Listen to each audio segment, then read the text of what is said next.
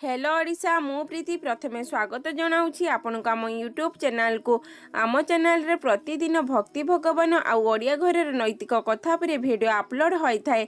एमतीका video पई आम channel को सब्सक्राइब करंतु एवं पाखरे आसुवा बेल बटन को दबाई दिंतु। प्रकृतिर वरदान अटे एही गछर पत्र चबाइले दूर हो जाए 5टी गभीर रोग।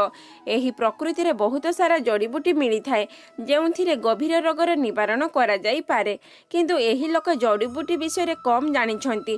आमर घरर आखपाखरे एमती बहुत सारा जड़ीबूटी गछ लागिछि किंतु आमे सेथिरे किछि जानि न थाउ। आज आमे आपनकु अश्वत्थ गछ विषय किछि औषधीय गुण विषय कहिबो।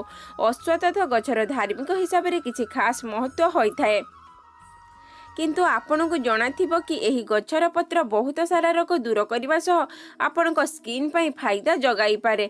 अश्वत्थ गछर पत्र रे एंटीऑक्सीडेंट मिली थाए। एही गछर जड़ को काटी करी पानी रे भिजांतु और तापरे पेस्ट करि नियंतु।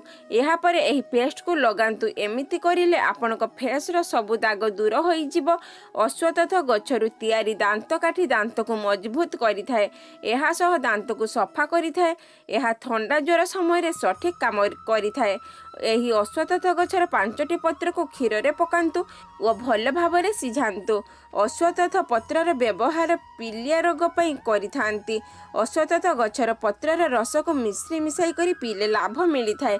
ताहले दर्शक बंधु आजिर एही भिडियो रे आपण माने जानिया पई पाइले जे अश्वत्थ गछ विषय रे। आजिर भिडियोटी एतिकी। भिडियोटी देखिथिबारु धन्यवाद। जदि आपनको हमर एही भिडियो भल लागिछि ताहले हमको लाइक करंतु, कमेंट करंतु एवं आपणको सांग मानक सहित शेयर करंतु। पुणी देखा हबो नुआ को भिडियो रे। सेतेला पर्यंत हमको विदाय दियंतु। आपणको दिनटी शुभ हे।